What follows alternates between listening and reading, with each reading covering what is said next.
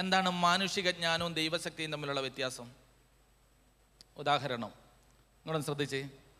ഇപ്പം ഞാനിങ്ങനെ പഠിച്ചെന്ന് നിങ്ങൾക്കറിയില്ല, എനിക്കറിയാം, അങ്ങനെ വിചാരിക്കുക. ഉദാഹരണം 10ഉം 20ഉം എത്രയാണ്? നിങ്ങളെന്താ ദാമോദരൻ മാഷ് തന്നെയാണ് കണക്ക് പഠിപ്പിച്ചത്? 20ഉം 10ഉം എത്രയാണ്? 30. ഇതെൻ്റെ തലയിൽ ഒരു ജ്ഞാനമായി ഞാൻ പഠിച്ചു മനസ്സിലാക്കി. ഇതെൻ്റെ തലയിൽ കിടക്കുന്ന ജ്ഞാനമാണ്. നിങ്ങൾക്കിത് അറിയില്ല. അപ്പം നിങ്ങൾ എന്നോട് പറയാം, അച്ഛാ ഇതെങ്ങനെയാണ് അങ്ങനെ കിട്ടുന്നത്? അപ്പോൾ എനിക്ക് വേണമെങ്കിൽ പഠിപ്പിക്കാം. ഒരു 20 കല്ല് അല്ലെങ്കിൽ 20 കോലെടുത്ത് വെച്ചു, അപ്പുറത്ത് വേറൊരു 10 കൂടെ എടുത്ത് വെച്ചു, എന്നിട്ട് അതിനോട് ചേർത്ത് കണ്ടോ 21, 22 അങ്ങനെ എണ്ണി. അപ്പം നിങ്ങൾക്ക് തെളിഞ്ഞു 20ഉം 10ഉം 30. എൻ്റെ തലയിൽ കിടക്കുന്ന ജ്ഞാനം നിങ്ങളിലേക്ക് പകർന്നു. എളുപ്പമല്ലേ? സുവിശേഷം അങ്ങനെ പകരാൻ പറ്റുമോ? ഇത് ദൈവശക്തിയാണ്. ഇപ്പം ഇതെങ്ങനെ പകരുക? ഉദാഹരണം, ഇവിടെ ഒരു ഗ്ലാസ് വെള്ളം ഇരിക്കുന്നു, ഒരു ഗ്ലാസ് വെള്ളം ഇവിടെ ഇരിക്കുന്നു. ഈ മേശപ്പുറത്തിരിക്കുന്ന വെള്ളം ഞാനിങ്ങനെ എടുത്തു പൊക്കി. അപ്പോൾ ഇതിവിടുന്ന് പൊക്കണമെങ്കിൽ എനിക്ക് എന്ത് വേണം? ഇത് പൊക്കാനുള്ള അല്ലേ, മറ്റേ ന്യൂട്ടൻ്റെ മറ്റേ സിദ്ധാന്തമൊക്കെ ഉണ്ടല്ലോ, ഗ്രാവിറ്റിയും മറ്റതും മറിച്ചൊക്കെ പറയും, ഗുരുത്വാകർഷണം. അതിനെ പ്രതികൂലിച്ച് അപ്പോൾ എന്നോട് നിങ്ങൾ ചോദിക്കുകയാണ്, അച്ഛൻ ഈ ഗ്ലാസ് പൊക്കിയ അതിൻ്റെ രഹസ്യം എന്താണ്? അപ്പം ഞാൻ പറഞ്ഞു, ഗ്ലാസ് പൊക്കിയത് ഒരു ശക്തിയാണ്. അതെന്ത് ശക്തി? അപ്പം ഞാൻ നിങ്ങളെ പഠിപ്പിക്കുകയാണ്. ഭൂമിക്ക് അങ്ങോട്ടൊരു ആകർഷണമുണ്ട്, ആ ഭൂമിയുടെ ആകർഷണത്തിൻ്റെ മേൽ ഞാൻ ഇങ്ങോട്ടൊരു ആകർഷണം എടുത്തു, അങ്ങോട്ടും വലിച്ച് ഇങ്ങോട്ടും വലിച്ച് എന്നൊക്കെ പറഞ്ഞാൽ നിങ്ങൾക്കൊല്ലം മനസ്സിലാവോ? പകരം നിങ്ങൾക്ക് ഇത് പൊക്കാനുള്ള ശക്തി മനസ്സിലാകണം. എന്ത് ചെയ്യണം? നിങ്ങൾ വന്നിട്ട് ഈ ഗ്ലാസ് ഒന്ന് പറ, ഈ ഗ്ലാസ് ഒന്ന്. ഇതൊരനുഭവമാണ്, ഇതൊരു ജ്ഞാനം പകരലല്ല, ഇതൊരനുഭവമാണ്. അതുകൊണ്ടാണ് മോശയോട് ദൈവം പറഞ്ഞു, ഇസ്രായേലിനെ ഫറവോന്റെ അടിമത്തത്തിൽ നിന്ന് നീ വിടുവിക്കണം. മോശ കുറേ കാര്യങ്ങളൊക്കെ പറഞ്ഞു. അവസാനം മോശയെ ദൈവം അങ്ങോട്ട് ധൈര്യപ്പെടുത്തി. പോകാൻ നേരത്ത് മോശ ഒരു ചോദ്യം ചോദിച്ചു, കർത്താവേ ഞാൻ പോകാം, പക്ഷെ ഒരു കാര്യം, അവിടെ ചെന്ന് ഞാൻ ഈ പ്രസംഗമൊക്കെ പറയുമ്പം ഇസ്രായേൽക്കാർ എന്നോടൊരു ചോദ്യം ചോദിക്കും, നീ ഇപ്പൊ പറഞ്ഞു പഠിപ്പിക്കുന്ന ഈ ദൈവത്തിൻ്റെ പേരെന്താണ്? ദൈവത്തിൻ്റെ പേരെന്താണെന്ന് ചോദിക്കുമ്പം ഞാൻ നിന്നെ എന്ത് പേരിൽ പരിചയപ്പെടുത്തും? ദൈവം എന്താ പേര് പറഞ്ഞേ? അതിൻ്റെ അർത്ഥം എന്താ? അപ്പം നിങ്ങൾ എന്നോട് ചോദിക്കുകയാണ്, ഇപ്പൊ പ്രസംഗിക്കുന്ന അച്ഛൻ്റെ പേരെന്താണ്? അപ്പം ഞാൻ വലിയ മേലെ ബൈബിളേ പറയത്തുള്ളൂ, ഞാനാകുന്നവൻ ഞാൻ തന്നെയാകുന്നു. അപ്പം നിങ്ങളെന്താ പറയുക? കാര്യമായിട്ട് മാനസിക പ്രശ്നമുള്ളൊരു പുള്ളിയാണ് ഇപ്പം ക്ലാസ് എടുത്തോ. അങ്ങനെ പറഞ്ഞാൽ ആർക്ക് എന്ത് മനസ്സിലാകും? ഞാനാകുന്നവൻ ഞാൻ തന്നെയാണ്. അങ്ങനെ പറഞ്ഞാൽ ആർക്ക് എന്ത് പേര് മനസ്സിലായി? നിങ്ങൾക്ക് എന്ത് പേര് മനസ്സിലായി? തൊട്ട് പുറകെ ദൈവം പേരും കൂടെ പറഞ്ഞു കൊടുത്തു. എന്താ ദൈവത്തിൻ്റെ പേര്? ദൈവം പേര് പറഞ്ഞു. എന്താ പേരെന്നറിയോ? ദൈവം പറഞ്ഞു, നീ ഇസ്രായേലിനോട് ചെന്ന് എൻ്റെ പേര് പറയുക.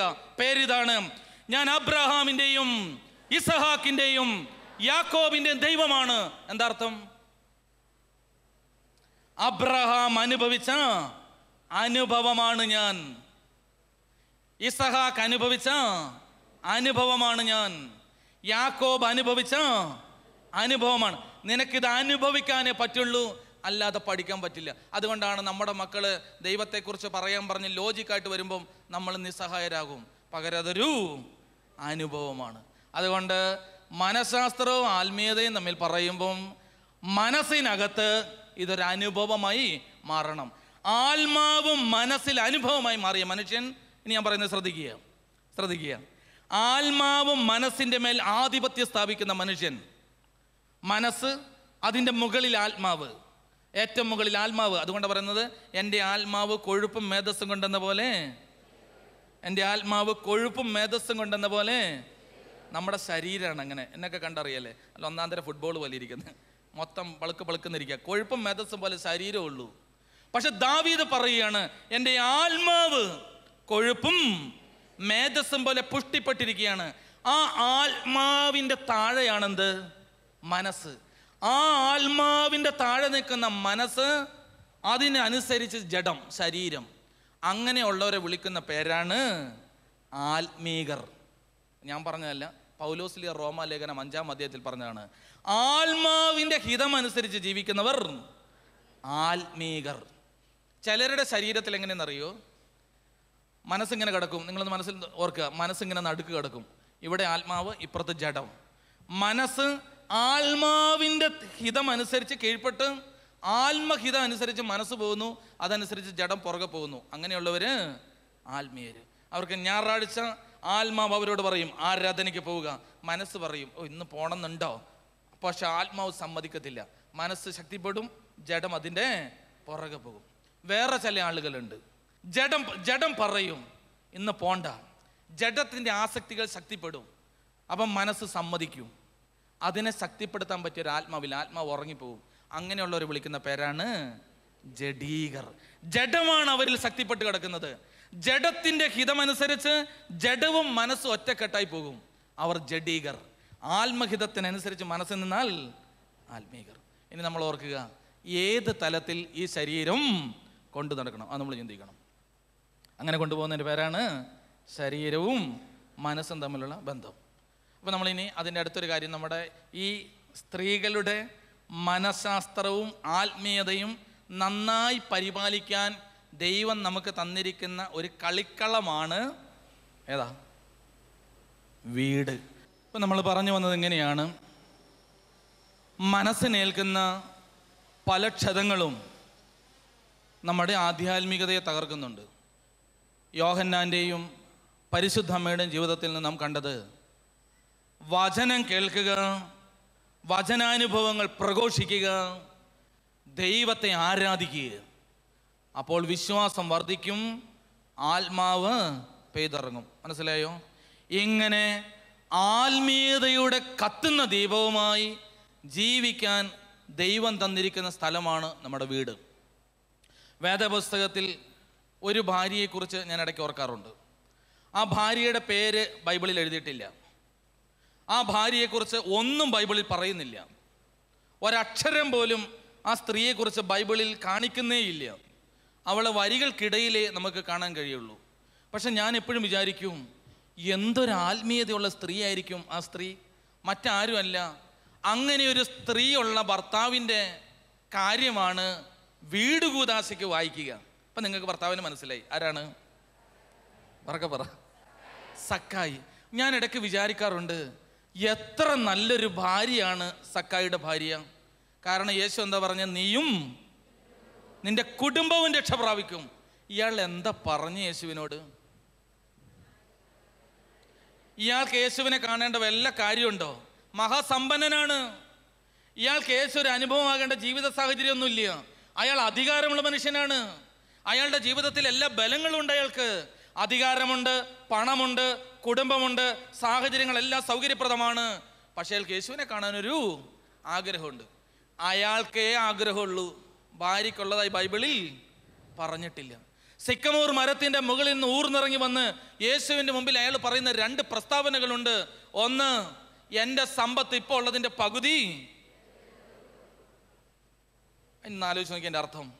100 രൂപ കയ്യിലുണ്ടെങ്കിൽ 50 ഉപേക്ഷിച്ചു. ഇനി 50 കൊണ്ട് ഞാനും ഭാര്യയും കുടുംബവും ആരൊതുങ്ങാൻ തയ്യാറായിട്ടുണ്ടാവണം? അടുത്തത് കുറച്ചും കൂടെ ശക്തമായിട്ടാണ്. ഈ 50-നകത്ത് ഏതാ പകുതി ഉപേക്ഷിച്ച് ബാക്കി 50 കയ്യിലുണ്ട്. ഈ 50-നകത്ത് പറ്റിച്ചതും തട്ടിച്ചതും വഞ്ചിച്ചതും ഉണ്ടെങ്കിൽ 4 ഇരട്ടി തിരിച്ചു കൊടുത്തേക്കാം. പിന്നെ എത്ര ഉണ്ടാവും? ഇനി ഉള്ളത് കൊണ്ട് ഞാൻ ജീവിക്കും. ഞാനൊരു ചോദ്യം ചോദിക്കട്ടെ. നിങ്ങളിവിടെ നിന്ന് ദേശീയ ക്യാമ്പും കഴിഞ്ഞ് വീട്ടിൽ ചെല്ലുമ്പോൾ നിങ്ങളുടെ ആകെ വരുമാന മാർഗം എന്ന് പറയുന്നത് ഒരു 15 ലിറ്റർ കറക്കുന്ന പശുവാണ്. നിങ്ങൾ തിരിച്ച് വീട്ടിൽ ചെല്ലുമ്പോൾ നിങ്ങളുടെ ഭർത്താവ് നിങ്ങളുടെ ഇവിടെ നടന്നുള്ള പ്രാർത്ഥനയും ആരാധനയും എല്ലാം വീട്ടിൽ അടിച്ചു. അവിടെ കിടന്ന പിശാചൊക്കെ ഇറങ്ങിപ്പോയി. അപ്പം നിങ്ങളുടെ വീട്ടിൽ ഏതോ പാവപ്പെട്ട ഒരു സ്ത്രീ എന്നിട്ട് പറഞ്ഞു, കൊച്ചിനെ കെട്ടിക്കാനൊന്നുമില്ല. അപ്പം തന്നെ ഭർത്താവ് 15 ലിറ്റർ കറക്കുന്ന പശുവിനെ 45,000 രൂപയ്ക്ക് വിറ്റ് ആ കാശ് ആ പാവപ്പെട്ട പെണ്ണിന് കൊടുത്തു വിട്ടു. നിങ്ങൾ ഇവിടുന്ന് വീട്ടിലേക്ക് രാവിലെ ബാഗൊക്കെ പിടിച്ച് ചെല്ലുകയാണ്. പശു എന്തിയേ? പ്രിയപ്പെട്ടവളെ, ഞാനതൊരു പാവപ്പെട്ട സ്ത്രീക്ക് കൊടുത്തു. നിങ്ങളുടെ പ്രതികരണം പറ.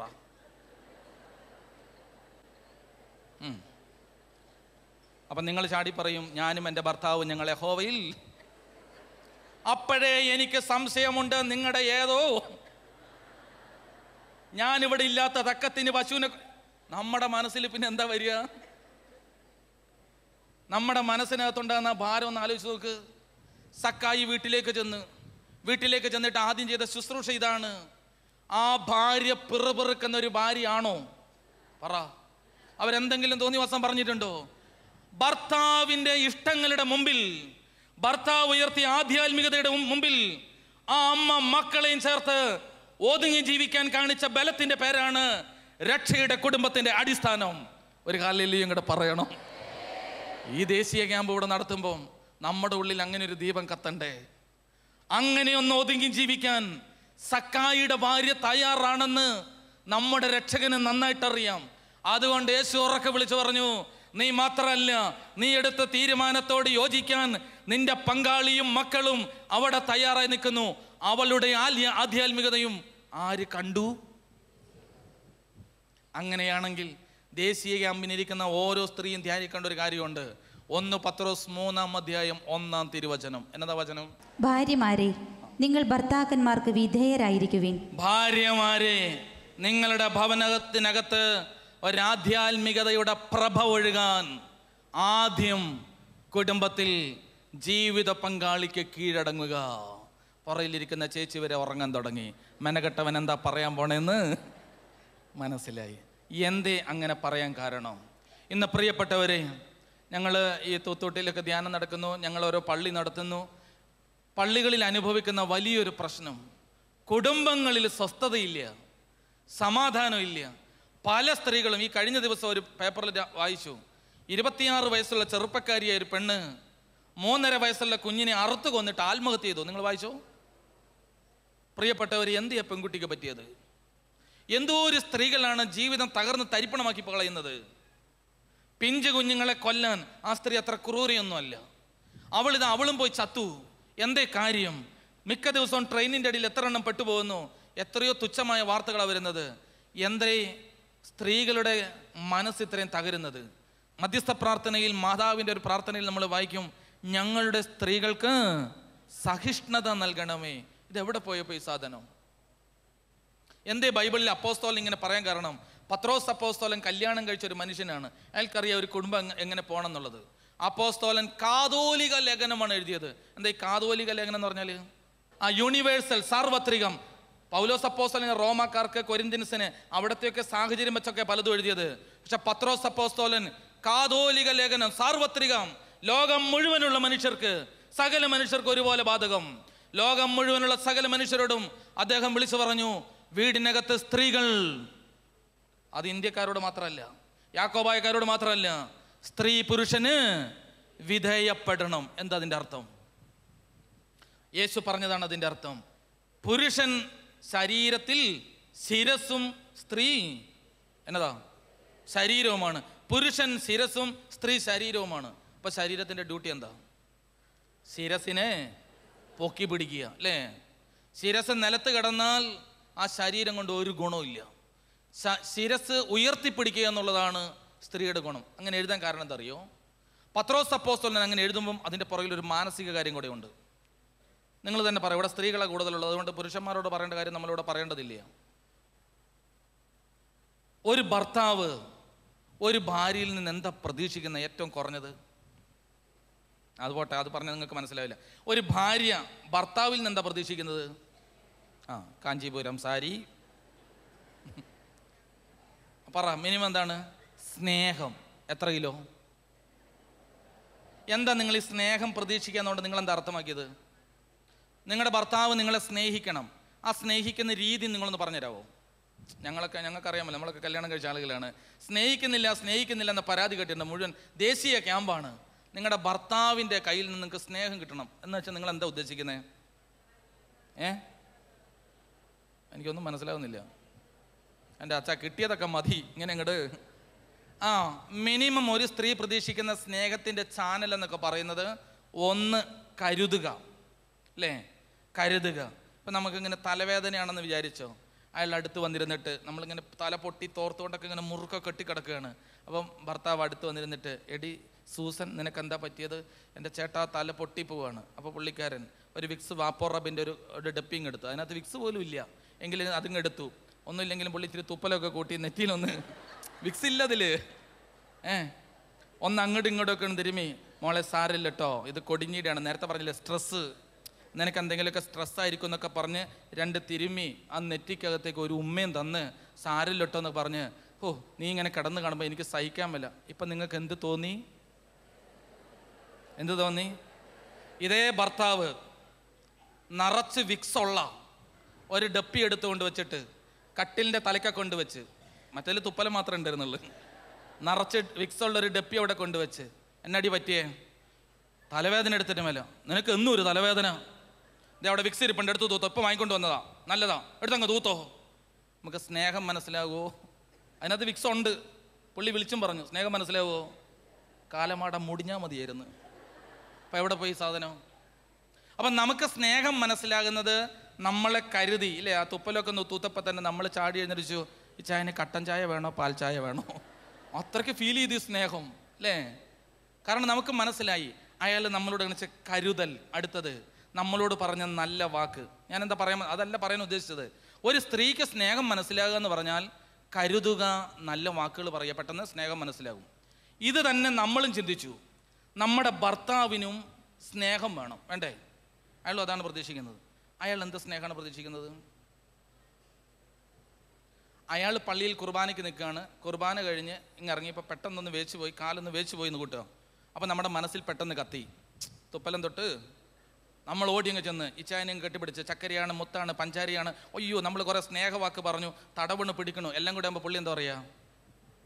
പുള്ളിക്ക് ഇറിറ്റേഷൻ ആയിരിക്കും. അത് പുള്ളിക്ക് ഇറിറ്റേഷൻ ആയിരിക്കും.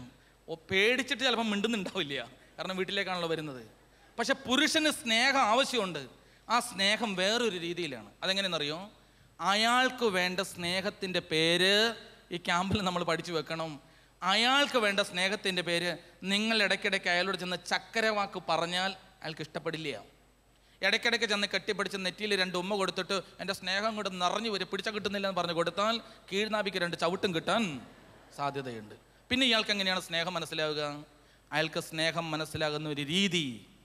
അയാൾ എന്താ പ്രതീക്ഷിക്കുന്നത് അറിയോ? അംഗീകാരം എന്ന് പറഞ്ഞ എന്നതാ? പത്രോസ് അപ്പോസ്തലൻ സ്ത്രീകളെ നിങ്ങൾ നിങ്ങളുടെ ഭർത്താക്കന്മാർക്ക് വിധേയപ്പെടാൻ പറഞ്ഞാൽ അതിൻ്റെ അർത്ഥം അയാൾ നിങ്ങളുടെ വീട്ടിൽ അംഗീകാരമുള്ള ഒരാളായി തീരുക എന്നുള്ളതാണ്. ഈ ബോധ്യം കിട്ടിയില്ലെങ്കിൽ കുറച്ച് നാൾ കഴിയുമ്പോൾ ഈ ഭർത്താവ് പറയുന്ന ഒരു കാര്യമുണ്ട്. അച്ഛന്മാരോടൊന്ന് പറയും, അച്ഛാ എനിക്ക് വീട്ടിൽ ആരുടെ വിലയാ? ഇവിടെ ഉണ്ട് അത്. അവളും മക്കളും. ഈ 2 ഫ്രൈസ് നമ്മൾ കേട്ടിട്ടുണ്ട്. അവളും മക്കളും ഒറ്റക്കെട്ടാണ്, എനിക്ക് വീട്ടിൽ പട്ടിയുടെ വിലയാണ്. എന്താ പറ്റിയത്? അയാൾക്ക് ഭക്ഷണമില്ല വീട്ടിൽ, അയാൾക്ക് ബാക്കിയെല്ലാം ഇല്ലേ, കിടക്കാൻ സൗകര്യമില്ലേ, ഭാര്യയിൽ നിന്ന് ലൈംഗികത വരെ കിട്ടുന്നുണ്ടാകാം, പക്ഷെ അംഗീകാരം കിട്ടുന്നില്ല. അംഗീകാരം വളരെ പ്രധാനപ്പെട്ടതാണ്. അതുകൊണ്ട് ഓർക്കുക, പ്രായമായ അമ്മമാർ പെമ്മക്കളെ കെട്ടിച്ചു വിട്ടാൽ അവരോട് പറയേണ്ടത്, ഭർത്താവിൻ്റെ വീട്ടിൽ ചെന്ന് കഴിഞ്ഞാൽ നിന്റെ ആത്മീയത വർദ്ധിക്കുന്ന ആദ്യത്തെ രംഗം നിന്റെ ജീവിത പങ്കാളിക്ക് വിധേയപ്പെട്ട് ജീവിക്കുക. അടുത്തത് വായിച്ചേ. അപ്പോൾ ചിലപ്പോൾ നിങ്ങളുടെ മനസ്സിൽ തോന്നും, എൻ്റെ അച്ഛ എല്ലാ കള്ളുകുടിയന്മാർക്കും വിധേയപ്പെടാൻ പറ്റുമോ? എല്ലാ തോന്നിവാസികളുടെ മുമ്പിൽ അങ്ങനെ വിധേയപ്പെട്ട് ജീവിക്കാൻ പറ്റുമോ?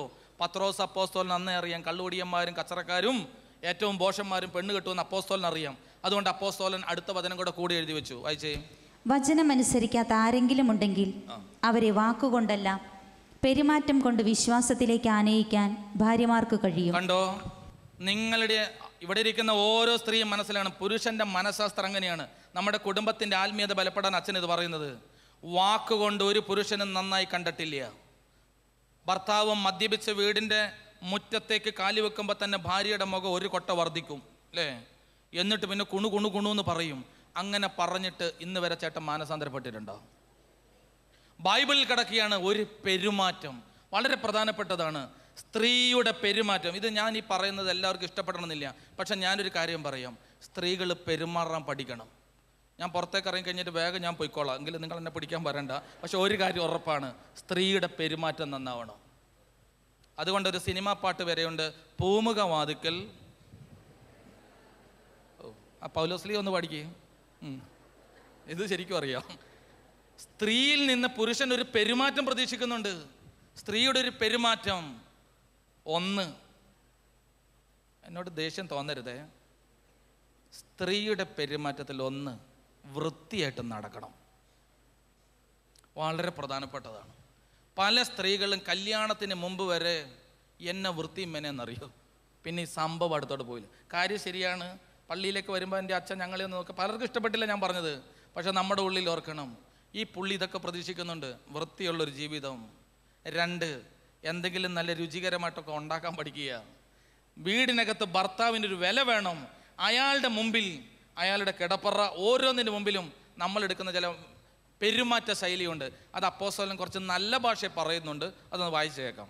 അവർ നിങ്ങളുടെ ആദരപൂർവ്വം. 1, ഭർത്താവ് നിങ്ങളുടെ ആദരപൂർവമായ പെരുമാറ്റം കാണണം. എങ്ങനത്തെ പെരുമാറ്റം? ഒന്ന് ഉറക്കെ പറഞ്ഞേ. അയാളുടെ മുമ്പിൽ നിങ്ങൾ അയാളെ ബഹുമാനിക്കുന്ന ഒരു പെരുമാറ്റം ഒരു ഭർത്താവിന് കാണണം. ഇല്ലെങ്കിൽ എന്താ കുഴപ്പമെന്നറിയോ? പല ഭർത്താക്കന്മാരും ഒന്നും മിണ്ടൂല്ല, അവരൊന്നും പറയാനും നിൽക്കില്ല. കാരണം പറഞ്ഞിട്ട് ഇനി ഒരു വഴക്ക് വേണ്ടാന്ന് വിചാരിച്ച് അവർ പറയില്ല, അവരൊന്നും മിണ്ടൂല്ല. കുറേ നാൾ കഴിയുമ്പം നമ്മൾ പറയണത് അവർ കേട്ടില്ലെങ്കിൽ നമ്മൾ പിന്നെ അച്ഛന്മാരുടെ പുറകെ ഒരു പരാതി കൊണ്ടുപോകും. എൻ്റെ അച്ഛ, എനിക്കവിടെ ഒരു വിലയില്ല, ഞാൻ പറയണ കേൾക്കൂല്ല. എന്താ നമ്മൾ പറയണ കേൾക്കാത്തത്? നമ്മൾ പറയണ കേൾക്കാൻ പറ്റിയ ഒരു മാനസികാവസ്ഥയിലല്ല ജീവിത പങ്കാളിയുള്ളത്. ആദരപൂർവമായ ഒരു പെരുമാറ്റം. അപ്പോസ്തലൻ അടുത്തത് നിഷ്കളങ്കവുമായ പെരുമാറ്റം കാണുന്നത് മൂലമാണ് ഇത് സാധ്യമാവുക. ബാഹ്യമോടികളായ പിന്നിയ മുടിയോ സ്വർണ്ണ ആഭരണമോ വിശേഷ വസ്ത്രങ്ങളോ അല്ല നിങ്ങളുടെ അലങ്കാരം. ഇതുണ്ടോ സക്കായിയുടെ ഭാര്യയുടെ പ്രത്യേകത? നിങ്ങൾ സുന്ദരികളാണ്. നിങ്ങളുടെ സൗന്ദര്യത്തിന്റെ പ്രത്യേകത ഇങ്ങനെ വായിച്ചു. ബാഹ്യമോടികളിൽ സൗന്ദര്യം കണ്ടെത്തിയാൽ ദൈവം പറഞ്ഞ കൃപ വീട്ടിൽ വരില്ല, ബാക്കിയൊക്കെ വരുമായിരിക്കും. പത്രോസ് അപ്പോസ്തലനോട് പരിശുദ്ധാത്മാവ് വ്യാപരിപ്പിച്ച കൃപ വീട്ടിൽ വരില്ല. ഞാൻ ഒരിക്കലേ ഒരു വീട്ടിൽ ഭവന സന്ദർശനത്തിന് ചെന്നതാണ്. അപ്പം എന്നോട് പറഞ്ഞു, അച്ഛാ കല്യാണമായി അങ്ങനെയാണ് ഇങ്ങനെയാണെന്നൊക്കെ പറഞ്ഞു. വലിയ ധനാഢ്യന്മാരാണ്. കുറച്ച് കാര്യങ്ങളൊക്കെ പറഞ്ഞിട്ട് പറഞ്ഞു, അച്ഛാ ഞങ്ങൾ ഇന്നലെ കോഴിക്കോട്, വയനാട്ടിലാണ് എൻ്റെ വീട്, കോഴിക്കോടാണ് ഞങ്ങൾ തുണിയെടുക്കാൻ പോയത്. 8 വർഷം മുമ്പാണ്. എന്നിട്ട് ഒരു സാരി എന്നെ എടുത്ത് കാണിച്ച്, 8 വർഷം മുമ്പ് ഒരു സാരി എന്നെ എടുത്ത് കാണിച്ച് എന്നിട്ട് പറഞ്ഞു, അച്ഛാ ഈ സാരി കണ്ടോ, 40,000 രൂപയാണ് അതിൻ്റെ വില. ഇന്നതൊന്നും ആയിരിക്കില്ല. അന്ന് അത് കേട്ടപ്പോൾ ഞാൻ ആകെ ഞെട്ടിപ്പോയി. 40,000 രൂപയാണ് അതിൻ്റെ വില. അപ്പം ഞാനിങ്ങനെ അന്തിച്ചിരുന്നപ്പോൾ എൻ്റെ അന്താളിപ്പ് മാറാതിരിപ്പാൻ അയാൾ ഒന്നോടെ പുറകെ അടിച്ച്, ഇത് സെക്കൻഡ് സാരി അച്ഛാ, 2 സാരി എടുക്കും, ഇത് സെക്കൻഡ് സാരിയാണ് അച്ഛാ. പ്രിയപ്പെട്ടവർ, ഈ കഴിഞ്ഞ ആഴ്ച എൻ്റെ ഇടവകയിൽ ഒരു പെങ്കൊച്ചിനെ കല്യാണം കഴിച്ചുകൊണ്ട് വന്നു, ഒരു പാവപ്പെട്ട കൊച്ചിനെ. ആ പെണ്ണിന് ഒത്തിരി പ്രായമുണ്ട്. എൻ്റെ ഇടവക്കാർ ഇവിടെ ഉണ്ട്, ക്ഷമിക്കണനോട്. ഒത്തിരി പ്രായമുണ്ട് കൊച്ചിന്. അതിന് കെട്ടിക്കാത്തതിൻ്റെ കാര്യം എന്താണെന്നറിയോ? ഒരു പാവം വാങ്ങാൻ പൈസ ഇല്ല. അതിൻ്റെ കൂടെ ജോലി ചെയ്യുന്ന പെണ്ണെന്നെ വിളിച്ചിട്ട് പറഞ്ഞു, അച്ഛാ ഇങ്ങനൊരു പെങ്കൊച്ചുണ്ട്, അച്ഛനൊന്ന് പ്രാർത്ഥിക്കണം, 28 വയസ്സായി, കല്യാണം കഴിക്കാൻ ഒരു നിവൃത്തിയില്ല. ഞാൻ വേഗം എനിക്ക് പരിചയമുള്ളൊരു ധനാഢ്യനായ മനുഷ്യനെ വിളിച്ച്, അയാൾ കോടീശ്വരനാണ്. അയാൾ എന്നോട് എന്താ പറഞ്ഞെന്നറിയോ? അച്ഛാ എനിക്ക് 2 പെൺമക്കളുണ്ട്, എനിക്ക് ഇഷ്ടംമാതിരി സമ്പത്തുണ്ട്, എനിക്ക് ഈ കല്യാണം എങ്ങനെ വേണമെങ്കിലും നടത്താം. പക്ഷേ അച്ഛാ എവിടെയെങ്കിലും നിർധനരായ പെൺകുഞ്ഞുങ്ങളുണ്ടെങ്കിൽ എൻ്റെ മക്കളുടെ കഴുത്തിലൊരു മിന്ന് ചാർത്തുമ്പം അതുങ്ങളുടെ പേരച്ഛനെ എന്നെ ഒന്ന് ഓർമ്മിപ്പിക്കണം. ഞാൻ ആ മനുഷ്യനെ വിളിച്ചു പറഞ്ഞു. ആ പുള്ളി കല്യാണം നടത്തി വിട്ടു. കണ്ടോ, 40,000 രൂപയുടെ സാരി വാങ്ങി ഒരു ദിവസത്തിൽ കൂടുതൽ ഉടുക്കുമോ? പിന്നെ ഉടുക്കുമോ? ഇപ്പോൾ ഇടുന്ന ഒരു സംഭവമുണ്ട്, എന്നതാ ഗൗണ്, വാങ്ങിക്കോ കുഴപ്പമൊന്നുമില്ല. പക്ഷെ എനിക്ക് തന്നെ പരിചയമുണ്ട്. 40,000 രൂപേൻ്റെ അടുത്ത വിലയ്ക്ക് ഗൗണ് വാങ്ങിയിട്ട് ഒരു പെങ്കൊച്ച് അവൾ അമ്മയോടും ജ്യേഷ്ഠനോടൊക്കെ പറഞ്ഞു, എനിക്കത് വേണ്ട, ഇനി വേണമെങ്കിൽ വാടകയ്ക്ക് എടുത്താൽ മതി. അവൾ എന്നെ വിളിച്ചിട്ട് പറഞ്ഞു, എൻ്റെ അച്ഛ ഇങ്ങനെ വാങ്ങണമെന്ന് ഇവർ പറയുന്നത്, അച്ഛനൊന്ന് പറയാമോ? ഞാൻ പറഞ്ഞു അച്ഛാ കല്യാണം ഒരിക്കലേ ഉള്ളൂ, അനിയൻ്റെ വീട്ടിൽ പെണ്ണിൻ്റെ കല്യാണം നടത്തിയത് അങ്ങനെയാണ്. 40,000 രൂപയുടെ വിലയുടെ അടുത്തുള്ളൊരു ഗൗണ് വാങ്ങി ഇടിച്ചു. ആ പെങ്കൊച്ചടയ്ക്ക് വിളിച്ചിട്ട് പറയും, ഒറ്റ ദിവസം 2 മണിക്കൂറാണ് ഇട്ടത്, പിന്നെ ഇട്ടിട്ടില്ല. 40,000 രൂപ. എത്ര പേര് ഈ ഭൂമിയിൽ വിഷമിച്ച് കിടക്കുന്നുണ്ട്, ഭാരപ്പെട്ട് കിടക്കുന്നുണ്ട്. ഇപ്പുറത്ത് നമ്മൾ ഓർക്കുക, ബാഹ്യമോടികളായ പിന്നിയ മുടിയോ വിശേഷ വസ്ത്രങ്ങളോ അല്ല നിങ്ങളുടെ സൗന്ദര്യം. ദേശീയ ക്യാമ്പിലിരിക്കുന്ന ഓരോ ആധ്യാത്മിക സ്ത്രീ ഓർക്കുക, നിന്റെ സൗന്ദര്യം നിന്റെ വസ്ത്രത്തിലോ നിന്റെ ആടാഭരണങ്ങളിലോ അല്ല, പിന്നെ എവിടെയാണ്? പിന്നെയോ ദൈവസന്നിധിയിൽ വിശിഷ്ടമായ സൗമ്യവും ശാന്തവുമാവുന്ന ആത്മാവാകുന്ന അനശ്വര രത്നമണിഞ്ഞ ആന്തരിക വ്യക്തിത്വമാണ്. ഈ പറഞ്ഞുകൊണ്ട് ഞാൻ അങ്ങ് അവസാനിപ്പിക്കുകയാണ്. ഈ ആത്മാവാണ് നിന്റെ സൗന്ദര്യം, അത് കെട്ടുപോകരുത്. അതാണ് ഞാൻ ആദ്യം തൊട്ട് പ്രസംഗിച്ചത്. ഈ ആത്മാവാണ് ഒരു സ്ത്രീയുടെ സൗന്ദര്യം. ദൈവസന്നിധിയിൽ ശാന്തവും സൗമ്യമായ അനശ്വരതയുടെ രത്നമണിഞ്ഞ ഒരു ആന്തരിക വ്യക്തിത്വം, അത് വളർത്താൻ പറ്റിയില്ലേ? നമ്മുടെ ദേശീയ ക്യാമ്പും വെറുതെ, നമ്മുടെ വനിതാ സമാജവും വെറുതെ. വനിതാ സമാജത്തിനകത്ത് നമ്മുടെ സഹോദരിമാരിരുന്നിട്ട് വളർത്തേണ്ടത്, ആ പള്ളിയിൽ വളർത്തേണ്ടത് ആന്തരിക സൗന്ദര്യമുള്ള സ്ത്രീരത്നങ്ങളെയാണ്. ആ സ്ത്രീ സൗന്ദര്യം മനസ്സിൻ്റെ സൗന്ദര്യത്തിലോ ശരീരത്തിൻ്റെ സൗന്ദര്യത്തിലോ അല്ല. ശാന്തവും സൗമ്യമായ അനശ്വര രത്നമണിഞ്ഞ ആന്തരിക ആത്മാവുള്ള സൗന്ദര്യം, ആത്മാവാകുന്ന അനശ്വര രത്നം, അതണിയാൻ നമ്മുടെ നെറുകയിൽ നല്ല കിരീടം ഉണ്ടാകട്ടെ. അങ്ങനെ ഒരു സ്ത്രീയും കൂടെ പരിചയപ്പെടുത്തി അപ്പോസ്തലൻ ഭാഗം അവസാനിപ്പിച്ചു. വായിച്ചേ. ദൈവത്തിൽ പ്രത്യാശ വച്ചിരുന്ന വിശുദ്ധ സ്ത്രീകൾ മുൻപ് ഇപ്രകാരം തങ്ങളെ തന്നെ അലങ്കരിക്കുകയും തങ്ങളുടെ ഭർത്താക്കന്മാർക്ക് വിധേയരായിരിക്കുകയും ചെയ്തിട്ടുണ്ട്. സാറ അബ്രാഹത്തെ നാഥ എന്ന് വിളിച്ചുകൊണ്ട് ഇതേപോലത്തെ തന്നെ ഒരു കാര്യം കൂടെ പറഞ്ഞ് അവസാനിപ്പിച്ചു. സകല സ്ത്രീകളോടും വിളിച്ചു പറഞ്ഞു, സാറ അവളുടെ ഭർത്താവിനെ നാഥ എന്ന് വിളിച്ചു. എന്താ വിളിച്ചേ? കോന്ത എന്നല്ല വിളിച്ചത്, നാഥ എന്ന് വിളിച്ചത്. അതിൻ്റെ അർത്ഥം എന്തെന്നറിയോ? മക്കളില്ലാത്ത ദമ്പതികളാണ്. അവരിടയ്ക്കിടയ്ക്ക് അങ്ങോട്ടും ഇങ്ങോട്ടും പറയും നമുക്ക് ആരുമില്ലല്ലോ. അപ്പോൾ പരസ്പരം ആശ്വസിക്കും. എന്തിനാ ആരുമില്ല എന്ന് പറയുന്നത്? നമ്മളെവിടെയാണ് താമസിക്കുന്നത്? പിതൃദേശം, ചാർച്ചക്കാർ, കൊച്ചപ്പൻ, വല്യപ്പൻ, ചേട്ടൻ, അനിയൻ എല്ലാവരും ഉണ്ടല്ലോ. അങ്ങനെ ഒരു ദിവസം അബ്രഹാം കയറി വരുമ്പോൾ അബ്രഹാം വീട്ടിൽ വന്ന് പറഞ്ഞു, എഴുന്നേറ്റോ, തുണിയും തൂടിയൊക്കെ എടുത്തോളാൻ പറഞ്ഞു. അപ്പോൾ സാറോ ചെന്തി, ദർശനം കിട്ടി. എന്താണ്? പൊക്കോളം പറഞ്ഞു. എങ്ങോട്ട്? ആ. ഏത് വഴി? ആ. എന്തിന്? ആ. ഒന്നും അറിയാൻ മേല. സാറയ്ക്ക് ദർശനം കിട്ടിയോ? സാറായിക്ക് ദർശനം കിട്ടിയോ? അബ്രഹാമിന് ദർശനം കിട്ടി. കാണിപ്പാനിരിക്കുന്ന ദേശത്തേക്ക് പോവുക. അവൻ അവൻ്റെ ജീവിത പങ്കാളി വിളിച്ചു, ഇറങ്ങിപ്പോന്നുള്ളുക. അവൾ ചോദിച്ചു, ഈ വാർദ്ധക്യത്തിൽ എങ്ങോടാ? മക്കളും ഇല്ല, ആരുമില്ല, കൂടെ കിടക്കാൻ ആരുമില്ല, പ്രിയപ്പെട്ടവരും ചാർച്ചക്കാരും ഇല്ല, എങ്ങോടാ? അങ്ങനെ ഒരു ചോദ്യം ബൈബിളിലില്ല. അബ്രഹാം വരാൻ പറഞ്ഞു. എൻ്റെ നാഥ എന്ന് വിളിച്ചുകൊണ്ട് സാറാ പുറകെ ചെന്നു. ഒന്നിനെയും ഭയപ്പെടാതിരുന്നാൽ സാറായ്ക്ക് കിട്ടിയൊരു അനുഗ്രഹം നമുക്കും കിട്ടും. സാറായ്ക്ക് കിട്ടിയത് ഒരു വാഗ്ദത്തമാണ്. സാറായ്ക്ക് ഒരു വാഗ്ദത്തമാണ് കിട്ടിയതെങ്കിൽ ഈ ദേശീയ ക്യാമ്പിൽ ഒരു വാഗ്ദത്തം നമുക്കും ഉണ്ട്. അതെന്താണെന്നറിയോ? അവൻ തൻ്റെ പരിശുദ്ധാത്മാവെന്ന് സഹായകനെ നൽകും. കണ്ണുകളടയ്ക്കാം, പ്രാർത്ഥിക്കാം. കാരുണ്യവാനെ, പരിശുദ്ധനെ, വാഴ്ത്തപ്പെട്ട ദൈവമേ, ഏറ്റവും എളിമയോടെ ഞങ്ങളെ സമർപ്പിച്ച് പ്രാർത്ഥിക്കുന്നു. ഞങ്ങളുടെ മനസ്സിനേറ്റ പല ക്ഷതങ്ങളും, കുടുംബത്തിലുണ്ടായ പല പ്രശ്നങ്ങൾ, മറ്റുള്ളവരുടെ കുത്തുവാക്കുകൾ, സാമ്പത്തികത, മക്കളില്ലാത്ത അവസ്ഥ, കടഭാരങ്ങൾ, പ്രാർത്ഥിച്ചിട്ടും പരിഹരിക്കപ്പെടാത്ത ജീവിത വിഷയങ്ങൾ, ഇതുകൊണ്ട് ഞങ്ങളിൽ പലരുടെയും മനസ്സ് തളർന്നും തകർന്നും പോയിട്ടുണ്ട്. പലപ്പോഴും വിശ്വാസം പോലും നഷ്ടപ്പെട്ടു പോയിട്ടുണ്ട്. പലപ്പോഴും ദൈവത്തെ പഴി പറഞ്ഞിട്ടുണ്ട്. ദൈവമുണ്ടോ എന്ന് പോലും സംശയിച്ചിട്ടുണ്ട്. പരിശുദ്ധ അമ്മേ, സ്വർഗം പറഞ്ഞ വാഗ്ദാനങ്ങൾ ക്രൂശിൻ ചുവട്ടിലെത്തുന്നവരെ പരിശുദ്ധ അമ്മയുടെ ജീവിതത്തിൽ കണ്ടില്ല. എന്നാൽ പരിശുദ്ധാത്മാവ് വ്യാപരിച്ച അപ്പോസ്തലന്മാർ ഇറങ്ങിയപ്പോൾ ആ വാഗ്ദാനങ്ങളെല്ലാം പൂർത്തീകരിച്ചത് ഞങ്ങൾ കണ്ടു. ലോകം മുഴുവൻ വിളിച്ചു പറഞ്ഞു, യേശു വലിയവനാണ്. ലോകം മുഴുവൻ വിളിച്ചു പറഞ്ഞു, അവൻ ദൈവപുത്രനാണ്. ലോകം വിളിച്ചു പറഞ്ഞു, അവൻ ദാവീദിൻ്റെ സിംഹാസനത്തിലിരുന്ന് ന്യായം വിധിക്കുന്നവനാണ്. അവൻ യാക്കോബിൻ്റെ സന്തതികളുടെ ഭരണാധികാരിയാണ്. യേശുവിൻ്റെ രാജ്യം അവസാനിക്കുന്ന ഒരു രാജ്യമല്ല, അത് ക്രൂശിൻ്റെ അപ്പുറത്താണ് മനസ്സിലായത്. ആ ക്രൂശിൻ്റെ അപ്പുറത്തേക്ക് ഞങ്ങളെ കൊണ്ടുപോകണമേ. യോഹന്നാൻ പ്രഘോഷിച്ചതുപോലെ ദൈവം ഞങ്ങൾ ചെയ്ത നന്മകൾ എടുത്തുയർത്തി ദൈവത്തെ ആരാധിപ്പാൻ ഞങ്ങളെ അഭിഷേകം ചെയ്യണമേ. ഞങ്ങളുടെ സഭയെ അനുഗ്രഹിക്കണമേ. ശുശ്രൂഷകളെ വാഴ്ത്തണമേ. യേശുവിൻ വിലയേറിയ നാമത്തിൽ തന്നെ. ആമേൻ.